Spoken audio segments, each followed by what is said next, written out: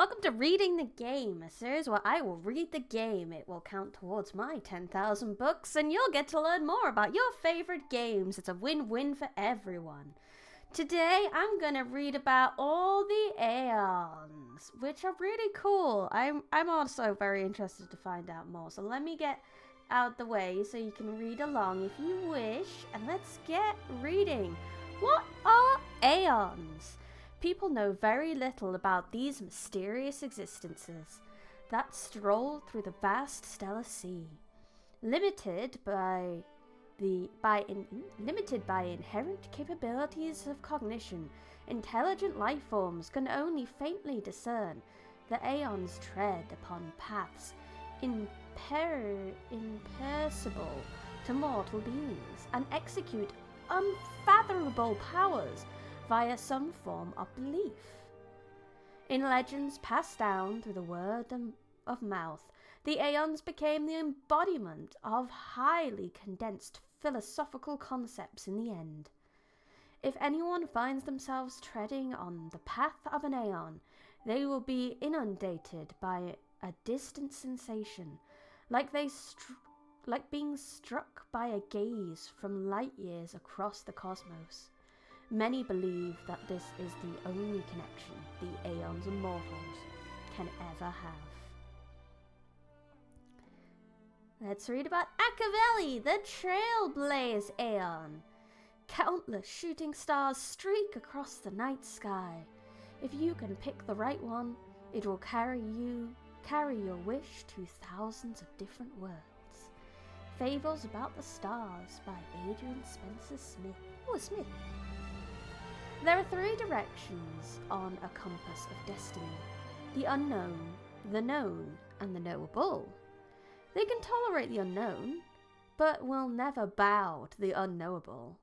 Acavelli left the isolation world of Pregana and continued to expand the unknown edges of the universe, trying to find the endpoint of the tree of existence. Unfortunately, Acavelli's destiny was abruptly ended due to an accident. A very unknown accident. One of the few Aeons we know of that isn't around anymore, that has died or disappeared in some way. We don't have that much information on Acavelli.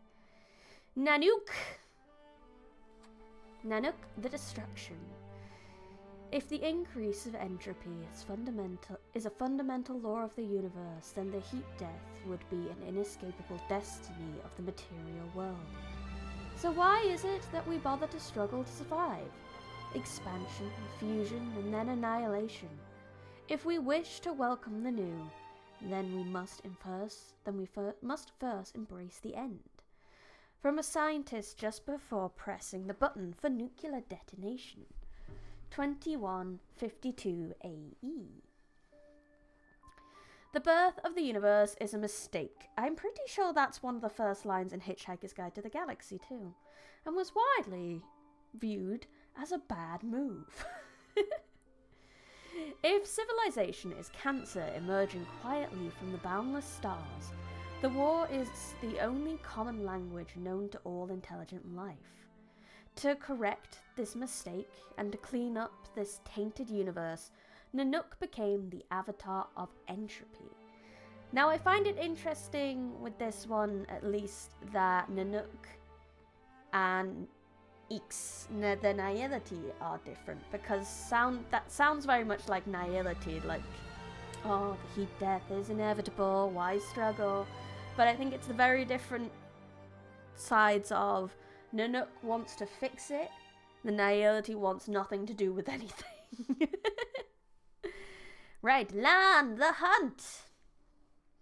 With no end to hate and no boundaries to war, how much concern do you shoulder? With determined eyes and arrow drawn, the rainbow arbiter needs not turn back hither. World's history as a mirror, Cienjo.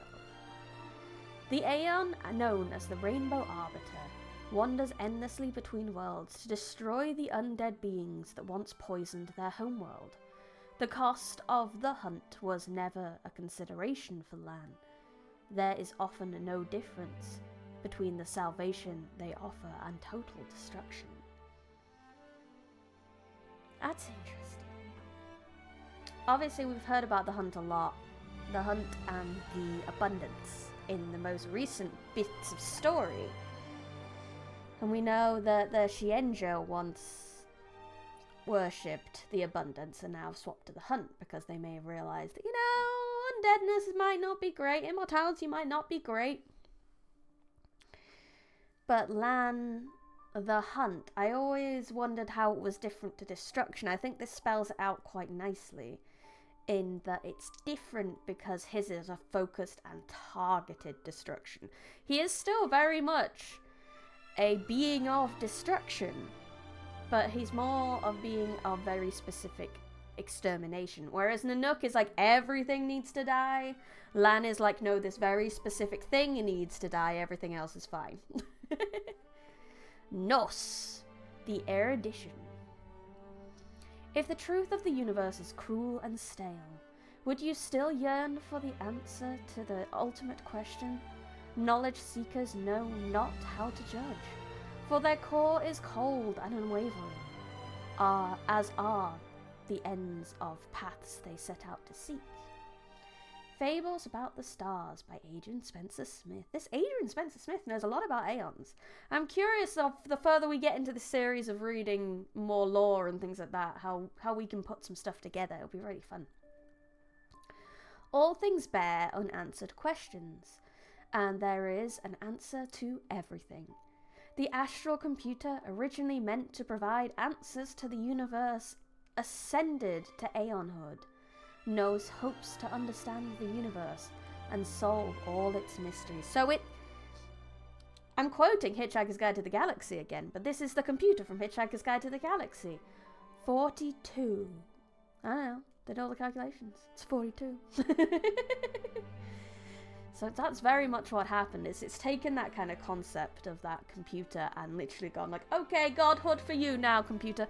I also think that's such a cool idea that this computer has tried so hard to calculate the meaning of life that it has literally ascended to godhood because it's so on that path.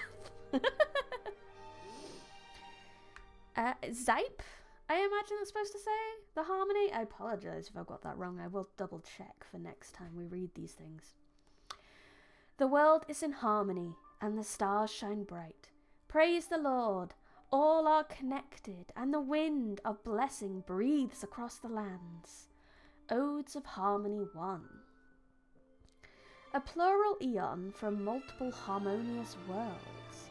The glorious Zype of 1,000 faces is chanting songs of joy and happiness. To battle the brutality of the laws of the universe, intelligent lifeforms must discard their cowardly selfishness and the differences between individuals, fusing into one singular melody to have the strong help the weak to protect life with death. So harmony is a big scary hive mind. Okay. I guess this is something that comes up a lot in like villain plots where it's like, oh, the root of humanity's evil is our differences, and if we all just gave up our personalities, we'd be fine. Arguably yes, but actually no. I like my personality. Harmony is a lot scarier than I thought it would be. Lovely. Nihility. Hey, Ix. You may gaze deep into the vast grandeur of the stars, but do not glance at the abyss of the void, for it holds nothing except the ability to make mortals lose all reason and thought. Morong, Doctor of Chaos. The existence of nihility is a mystery itself. Their form enshrouded by layers of mist, Ix does not interact with other Aeons. They believe that the ultimate fate of the multiverse is nothingness, and therefore worthless. But the difference is, other than a nook, Ix won't do anything about it. I think the reason existence of nihility is a confusing one is because, like, how can nothingness be a path? How can you walk down a path and do nothing? Nihility, bro! Next, Klapoth, which I'm really glad that that was one that came up in the story pretty early, because I don't think I would have been able to pronounce that if I hadn't heard the characters saying it. So, Klipoth! The preservation. The philosopher gazes upon the stars, trying to find the ultimate goal of civilization. Build a wall, a majestic voice echoed in his head. Build a wall. Fables about the stars from our good old friend Adrian Spencer Smith. Now, I can't... It's hard to not make a joke about American politics here. I won't refrain, but you know what I mean.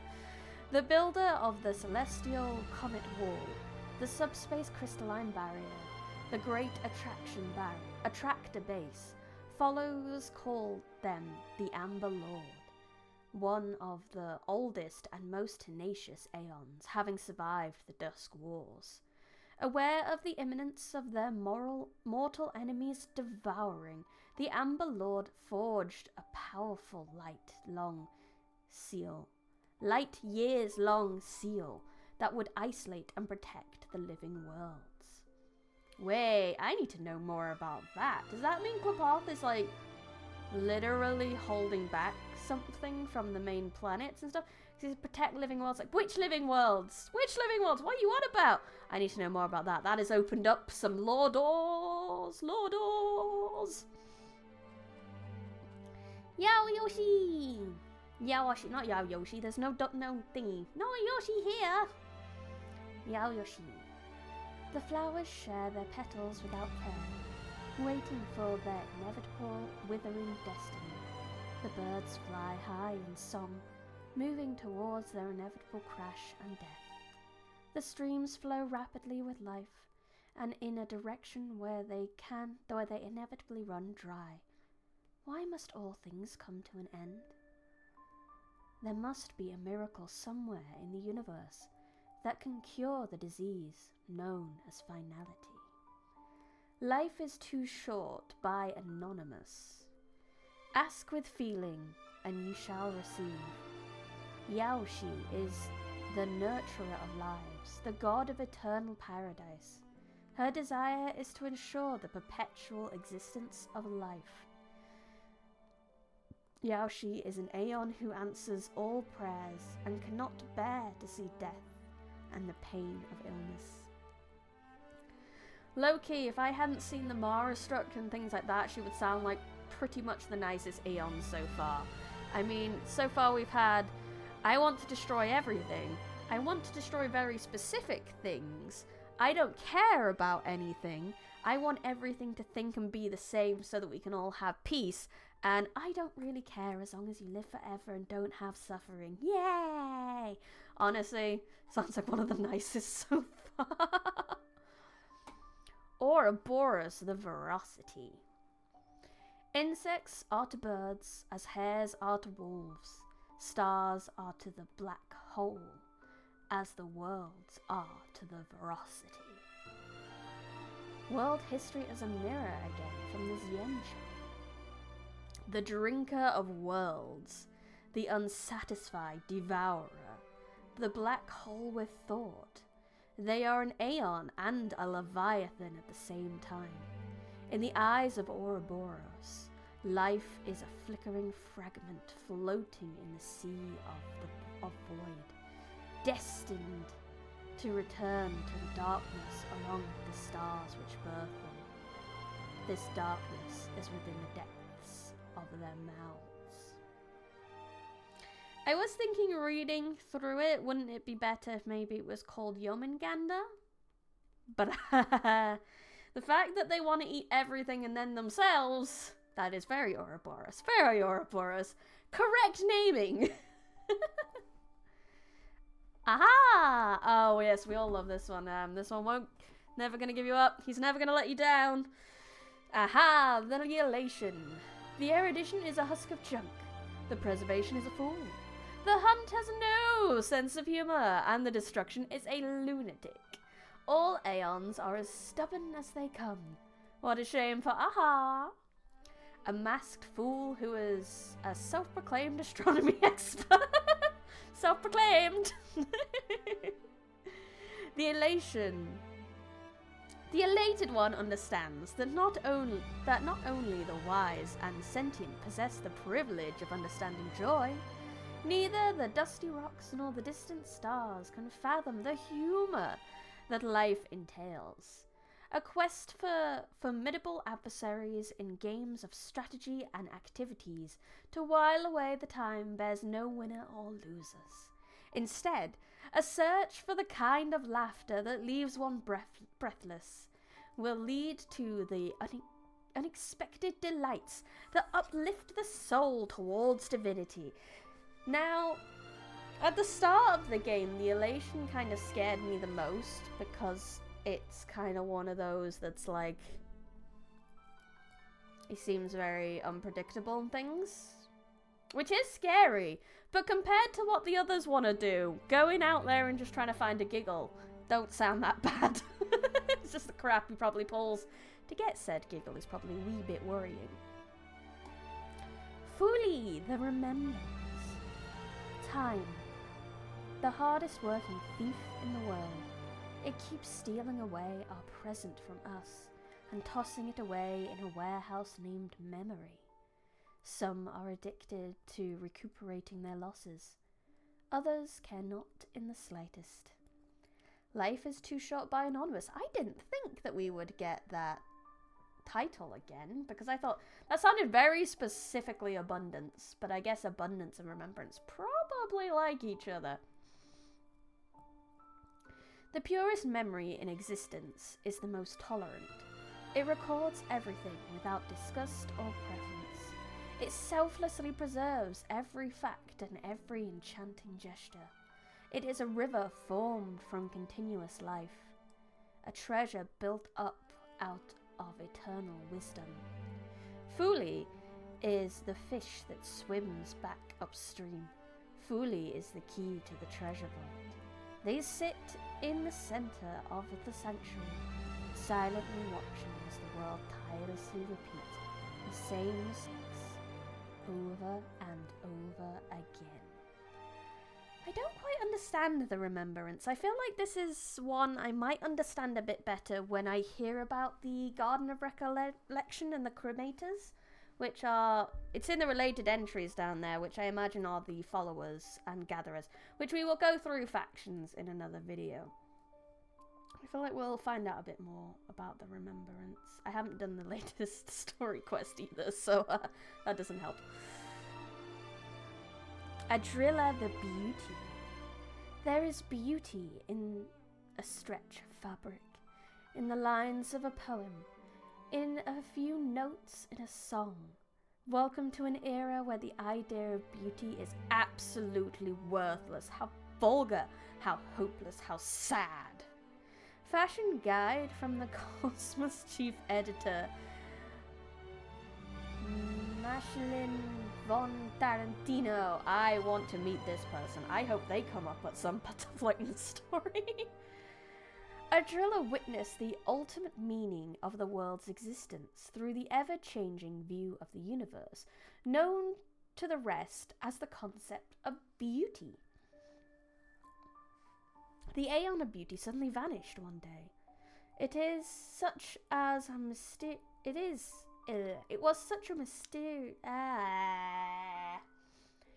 It was just as mysterious as when they first appeared. Interesting. So what happened? Did she come and go with the fashion trends? So we have two. We've got Acavelli and Adrilla that have both disappeared. Okay, next. Oh god, how do I say it? Tyzronth. I'm gonna call it Ty. Hi Ty. Ty the propagation. Hurry and shut your doors and windows if shadows appear at the noontide horizon, for that is no early dusk. It is the hungering swarm. Now we know the swarm disaster was a thing. I haven't gotten far enough in to know too much about it, so let's find out. Tazi, also known as the Imperial Insectorum, the Sand King and the creator of the swarm disaster. As the last member of the Petra that rules the land, their path was ignited out of a desire born from loneliness. Taza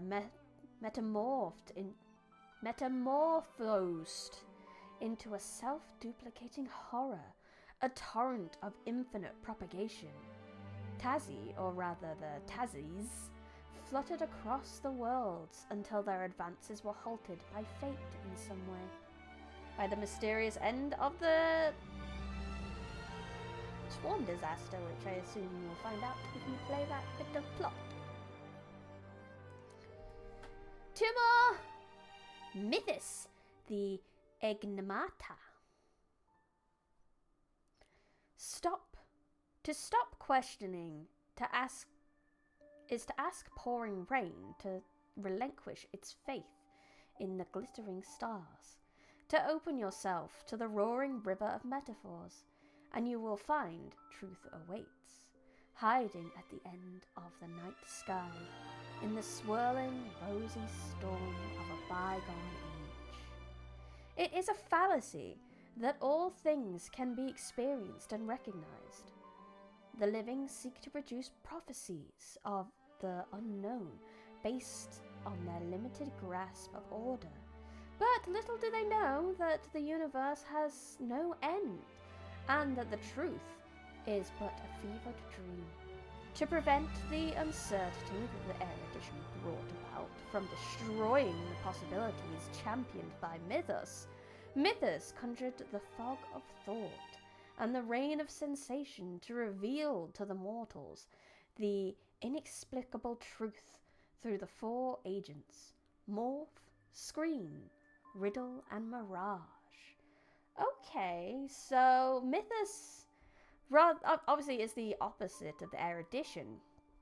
Enigmata is accepting the mystery of things, accepting that we will not know everything.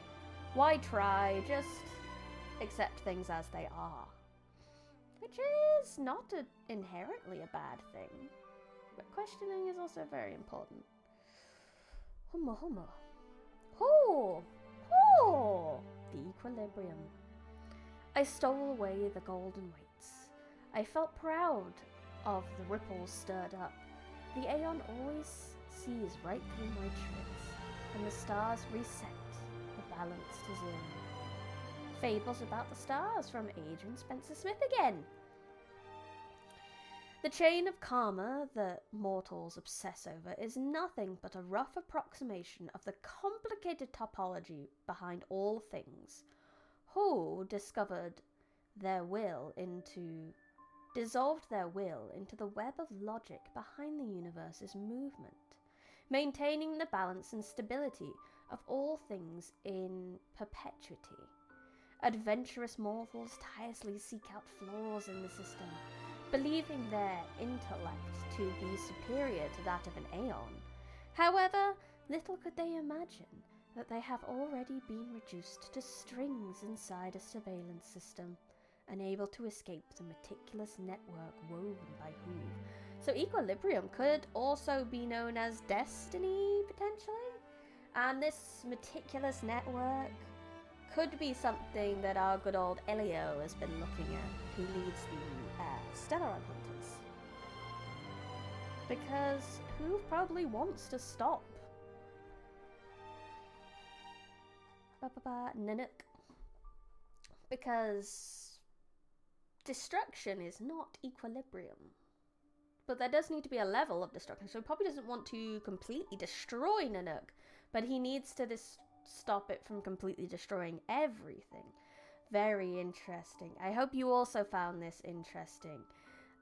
It's very interesting to think how these different powers are going to interact, maybe how what their paths mean for some of the characters that are following them. I know, like, most of them are just classes when it comes to gameplay, and maybe they've designed some of these characters not thinking about the path they're on too much, but I like to think about it. It's fun. Anyway, I hope you enjoyed. I hope you learned a thing. I learned a thing. Next time, we'll look at the factions.